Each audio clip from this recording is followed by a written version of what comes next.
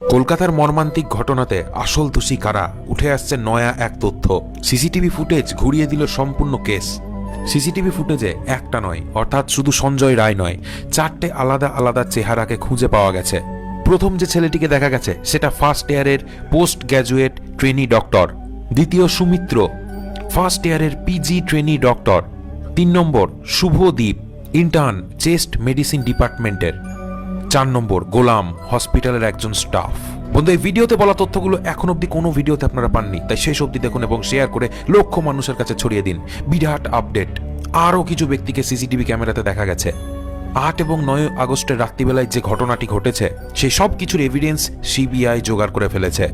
CBI বলছে সেই দিন রাত্রিবেলায় 12টার সময়কার একটা ফুটেজ পাওয়া গেছে, যে ফুটেজে আমাদের তিলোত্তমা ছিল।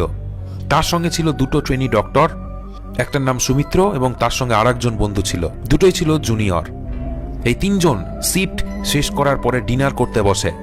ডিনার যখনই করলো, ঠিক 12টার সময় ডিনার করলো। তারপরে এই গ্রুপ ডিসাইড করলো যে একটু রিল্যাক্স হয়ে নি। ঠিক 12টার সময় যায় তারা সেমিনার হলে। অলিম্পিকের নীরাজ চোপড়ার যে থ্রো প্রতিযোগিতা হয়েছিল সেটা তারা দেখবে, সেটাই তারা তখন ঠিক করে। টানা 36 ঘন্টা লং শিফটের পরে রিল্যাক্স করার জন্য তারা এই শোটিকেই বেছে নেয়। সুমিত্র, রাখো এবং আমাদের তিলোত্তমা 3 জন মিলে অলিম্পিকে সেই শো দেখতে শুরু করে নীরাজ চোপড়ার। তারপর ঠিক রাত্রি 2টো নাগাদ সুমিত্র এবং রাখো নামের 2 জন ছেলে সেমিনার হল থেকে বাইরে চলে আসে।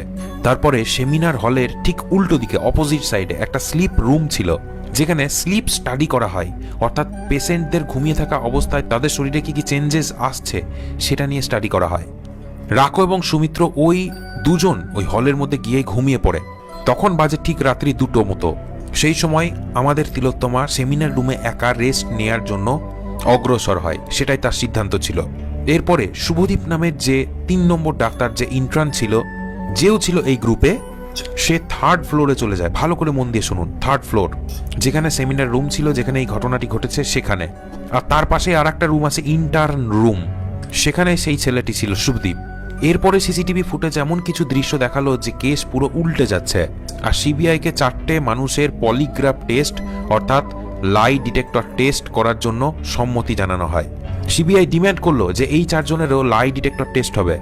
4 নম্বর ব্যক্তি রাত্রি 2টোর সময়, ভালো করে শুনবেন, সুমিত্র এবং রাখো আমাদের তিলোত্তমাকে সেমিনার হলে ছেড়ে যায়। তারপরে ওরা চলে গেল সামনের স্লিপ রুমে।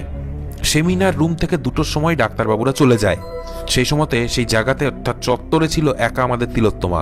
ঠিক রাত্রি 3:42 যখন হয়, সঞ্জয় রয় পার্কিংয়ে দেখা যায় তাকে। হসপিটালের গেটের সামনে সে তার বাইককে দাঁড় করায়। 3:48 যে সময় হয়, তখনই সেই ফ্লোরের বিল্ডিং যেখানে এই ঘটনাটি হয়, সেই ইমার্জেন্সি বিল্ডিং এর ভিতরে ঢুকেছিল সঞ্জয়। ঠিক যখন 3:48 বাজে সেই সময়, তারপরে 4:03, ঠিক 4:03 সে করিডোরের পাশে চলে আসে, অর্থাৎ সঞ্জয় সেই গলি যেখানে সেমিনার রুমটি আছে। ঠিক 4:03 সিসিটিভি ক্যামেরাতে ধরা পড়েছে সঞ্জয় রয়ের সেই চেহারা এবং মুখ, যে ছিল সেমিনার হলের ঠিক সামনে। কিন্তু দাঁড়ান, এখনো ঘটনা শেষ হয়নি। 4:03 ঠিক আগেই, যেমনটা ইনফরমেশন এসেছে, ঠিক 4টের সময়, অর্থাৎ 3 মিনিট আগে একজন মানুষকে দেখা যায়। আর এটাই হচ্ছে গোলাম, হসপিটালের স্টাফ। হসপিটাল স্টাফের একটা সদস্যও বলতে পারেন এই মানুষটিকে, হসপিটালের কর্মচারী। 1st ফ্লোর থেকে 3rd ফ্লোরে গেছিল সিসিটিভি ক্যামেরাতে, এটাই দেখা যায় এই গোলাম নামের ব্যক্তি। তারপরেই 4:03 সময় সঞ্জয় রয়কে দেখা যায় সেমিনার রুমের সামনে। তারপরে 4:03 পরে 4:35 আবারও দেখা যায় যে 1st ফ্লোর হয়ে সেই গোলাম আবার বেরিয়ে আসছে। আর এই জায়গাটাই কিন্তু টার্নিং পয়েন্ট, এটাই কিন্তু ভাবাচ্ছে সবাইকে। আবার উপরন্ত এই জায়গাতে সঞ্জয় রয়ের ব্যবহারটাও ঠিক ছিল না। এবার প্রশ্ন হচ্ছে, গোলাম যখন 3rd ফ্লোর থেকে নিচে এলো 4:32, ঠিক সেই সময়তে সঞ্জয় আবারও সিসি ক্যামেরার সামনে আসে, অর্থাৎ সে কাজ সেরে বেরিয়ে আসছিল। তারপর ঠিক 4:37 সে তার বাইক নিয়ে হসপিটালের চত্বর ছেড়ে চলে যায়। এবার ঠিক এখানে কোন জায়গায় সমস্যাটা হচ্ছে ভালো করে শুনুন। সিবিআই যেটা নিয়ে ভাবছে ঠিক সেই জায়গাটা ভালো করে বলি। সেই ফ্লোরের মধ্যে যখন এই ঘটনাটি ঘটে, যেখানে এই ঘটনাটি ঘটে, সেখানে 4টে মানুষ ছিল। প্রথম হচ্ছে সেই বন্ধু সুমিত্র এবং রাকু। সেই দুজনা সেমিনার হলের ঠিক সামনে যেখানে স্লিপ রুম ছিল সেখানে তারা রেস্ট করছিল। আবার ওখানেই ওই ফ্লোরেই একটা ইন্টার্ন রুম আছে, যেখানে শুভদীপ নামের ছেলেটিও ছিল এবং রেস্ট করছিল। আর ঠিক ওই সময়তে গোলাম নামে স্টাফটিও, অর্থাৎ ঠিক ওই 30 মিনিটের মধ্যেই যখন সঞ্জয় এন্টার করে এবং যখন সঞ্জয় বেরিয়ে যায়, এই টাইম পিরিয়ডটার মধ্যেই গোলামও কিন্তু ওই ফ্লোরের মধ্যে যায়। 4 জন তো এমনিই ছিল সেই ফ্লোরে, একজন ট্রেনি ডক্টর, আমাদের তিলোত্তমা এবং তার আরো 2টো বন্ধু। আর সমস্যা হচ্ছে সেই 29 মিনিটের মধ্যে সবার থাকার সত্ত্বেও সেখানে এই ঘটনাটি ঘটে। মানে এই সকল ঘটনাটি ঘটেছে ওই 29 মিনিটের মধ্যে, টোটাল আধ ঘন্টার মধ্যে। এমনভাবে বডি ড্যামেজ করা হয়েছে যে শরীরের কোনো অঙ্গ প্রত্যঙ্গ ঠিক ছিল না। আর এই ঘটনাটি একটু হজম হচ্ছে না। 29 মিনিটের মধ্যে এত বিভৎসভাবে সেই সব কিছু করা কিন্তু একদম হিসেবে মিলছে না। এরপরে সঞ্জয় রয় মারাত্মক নেশা করেছিল, সিবিআই জানিয়ে দিয়েছে। এছাড়াও সে তার আগেই প্রমাণও দিয়েছে, কলকাতা পুলিশও একই কথা বলেছিল। এবার মেন প্রবলেম হচ্ছে এত কিছু ঘটনা ঘটার পরেও একটা সাউন্ড, একটা চিৎকার, একটা গলার আওয়াজও পাওয়া যায়নি সেই রুমের বাইরে। সেই ফ্লোরে থাকা আরো যে 3-4 জন ছিল তাদের কানেও কি সেই আওয়াজ যায়নি? প্রশ্ন একটাই সিবিআইয়ের। আবার উল্টো দিকে আর একটা খবর উঠে আসছে যে সেই ঘরের দরজা লক করা যেত না, কারণ তার শিকল ছিল ভাঙা। আর এই একটা কারণেই সিবিআই এই 4 জনের পলিগ্রাফ টেস্টের জন্য দাবি করেছে। রাকো, সৌমিত্র, শুভদীপ এবং গোলাম, এই 4টে মানুষের পলিগ্রাফ টেস্ট হতে চলেছে। আর এই টেস্টটাও হবে আর কিছুক্ষণের মধ্যেই, কিছু সময়ের মধ্যেই। এটা এমন একটা টেস্ট যেখানে শরীরের উপরে ফিজিওলজিক্যাল যে চেঞ্জেসগুলো ঘটে সেগুলোকে ক্যাপচার করে। প্রচুর প্রশ্ন করা হবে, প্রাসঙ্গিক এবং অপ্রাসঙ্গিক, আর সেই সময় দেখা হবে শরীর কিভাবে রিয়্যাক্ট করছে।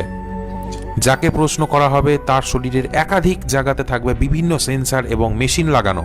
যে সময়তে প্রশ্ন করা হয় সেই সময় হার্ট বিট চেক করা হয়, ব্লাড প্রেশার চেক করা হয়, ব্রিদিং রেট মানে নিঃশ্বাস প্রশ্বাস কিভাবে সে নিচ্ছে সেটাকে চেক করা হয়। এছাড়াও চেক করা হয় স্কিনের কন্ডাক্টিভিটি, কেউ কি কোনো প্রশ্নকে লুকিয়ে যাচ্ছে, এড়িয়ে যাচ্ছে, কোনো কি সত্যিকে গোপন করছে, এগুলোই চেক করা হয় এই লাই ডিটেক্টর টেস্টের মাধ্যমে। দেখুন, এই ঘটনাকে ঘটালো তার পিছনে প্রচুর প্রশ্ন আছে, অনেক কিছু ঘটতে পারে, অনেকে এই কাজ করতে পারে। কিন্তু নির্যাতিতার মা এবং বাবা, তাদের পরিবার সিবিআইকে যা যা বলেছে তা শুনলে অবাক হবেন। সিবিআইয়ের উপরে 100% আস্থা আছে, ভারত সরকারের উপরে 100% আস্থা আছে তার পরিবারের। পরিবার বলেছে যে 1-এর বেশি মানুষ ইনভলভ থাকতে পারে এই ঘটনার মধ্যে। এটা কোনো একজন মানুষের করা কাজ নয়, এটা তারা সন্দেহ করছে। এবার যদি হিসেব করা হয় তাহলে দেখতে পাবেন সেখানে 4 জন ব্যক্তি ছিল, আর ওই 4 জনের মধ্যে কেউ কিছু আওয়াজ শোনেনি। এত বড় ঘটনা ঘটে গেল। তো সেমিনার হল যেটা আছে, যেখানে ভিতরের আওয়াজ বাইরে আসে না, সেটাকে এমনভাবে বানানো হয়েছে যে ভিতরের আওয়াজ যেন একটু লিক না করতে পারে, সাউন্ড প্রুফ বানানো হয়েছে সেই ঘরটিকে। তো এই কারণেও হতে পারে তার চিৎকার হয়তো বাইরে আসেনি, কিন্তু এর বাইরেও আরো অনেক সম্ভাবনা রয়েছে। আবার এটাও হতে পারে সেই কলেজের কর্তৃপক্ষেরই হাত আছে এটার উপরে। তো এর উপরে অনেক রকম থিওরি অনেক মানুষই দিচ্ছে, কিন্তু তাদের বিরুদ্ধে কোনো প্রমাণ বা সত্যতা নেই। দেখুন, সত্যতার প্রমাণ অনেক সময় না থাকলেও অনেক কিছু প্রুভ করা যায়। এর মধ্যে একটা পলিগ্রাফ টেস্ট, আরজিকর মেডিকেল কলেজের প্রিন্সিপাল সন্দীপ ঘোষকেও যদি পলিগ্রাফ টেস্ট করানো হয়, যেটা হবে কিছুক্ষণের মধ্যেই, তাহলে অনেক তথ্য বেরিয়ে আসবে। দেখুন, প্রশ্ন হচ্ছে এর মধ্যে কি কোনো বড় শক্তি লুকিয়ে আছে? বড় কারো কি হাত লুকিয়ে আছে? খাবারের মাধ্যমে কি কিছু মিশিয়ে খাইয়ে দেওয়া হয়েছিল? এর কারণে হয়তো সে পুরো ঘুমিয়েছিল, ঝিমিয়েছিল, কোনো আওয়াজও করতে পারেনি। সব কিছু পসিবল হতে পারে। 4-5-এর বেশি লোকও এখানে থাকতে পারে, আবার 2-3 জন ব্যক্তিও থাকতে পারে। সিবিআই যখন সবাইকে প্রশ্ন করে তখন সবার প্রশ্নের উত্তরগুলো নর্মাল ছিল না, ইনকনসিস্টেন্সি ছিল, ঠিকঠাক মিল ছিল না। সবার উত্তরে অর্থাৎ সবার জবাবেই যেন একটু গড় মিল পেয়েছে সিবিআই। এবার দেখা যাক ভবিষ্যৎ কি বলে। তো আপনার কি মনে হয়, জাস্টিস কি পাওয়া যাবে? অবশ্যই কমেন্ট সেকশনে কমেন্ট করে জানাবেন। ভিডিওটি দেখার জন্য অনেক ধন্যবাদ।